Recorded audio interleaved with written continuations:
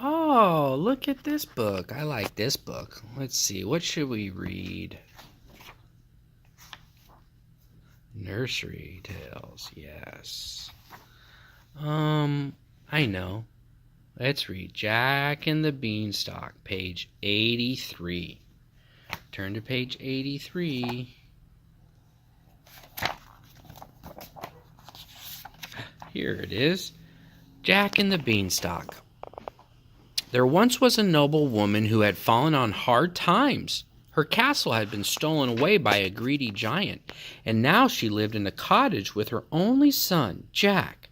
He was a lazy boy, always dreaming, never working. Turn the page. Mother and son grew poorer and poorer until they had nothing but a cow. Jack's mother told him to sell the cow for a good price, and he agreed. But do you know what? On the way into town, Jack met a strange little man who gave him 3 magic beans in exchange for the cow.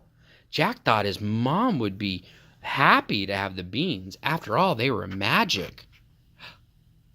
3 beans, Jack's mother shouted when he got home. You foolish boy. Disgusted, she threw the beans out the window. Now Jack felt sad, and he went straight to bed. But in the morning, when he went to the window, he saw that the magic beans had sprung up into a huge vine. There was nothing to do but climb it. Turn the page. Whoa. Higher and higher he climbed until at last he reached the top of the vine and found himself looking at a castle that was high among the clouds. Jack didn't know it, but this was the very castle that had been stolen from his mother when he was just a baby. Turn the page. When Jack got there, he knocked. A giant woman answered the door. After taking one look at him, she said, "Please, please run away. My husband's a cruel giant." But Jack was exhausted and hungry, so he offered to work for food, and she let him in. As he was finishing up his dinner, there came a deafening roar. Jack hid in the cupboard just as the giant thundered in, bellowing, "Fee, fi, fo, fum, I smell the blood of an Englishman." But the giant's wife said, "It's the stew you smell." "Humph," the giant grunted, and he sat down with his giant supper. At last he finished eating, and his wife brought out a golden goose. Turn the page. "Lay," shouted the giant, and the goose laid an egg of solid gold. The giant amused himself for hours, commanding the goose to lay her golden eggs. Finally, the giant's wife brought out a harp.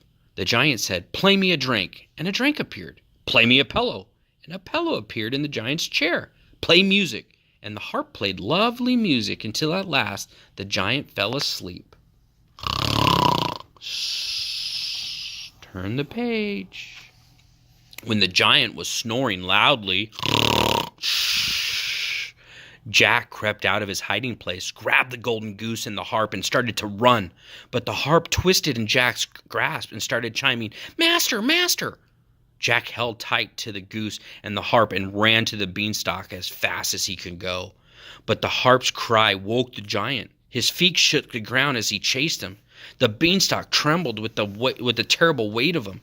As soon as Jack was safely on the ground, he cut the beanstalk with one swing of the hatchet. The giant fell to the ground and died instantly. Jack gave the golden goose to his mother, who instantly recognized it as her own very beloved pet. Then he said to the harp, "Play dinner, please." A grand meal appeared before them. The next day, Jack asked a harp to play a gown for his mother, a castle to live in, and happiness to last a lifetime. The end.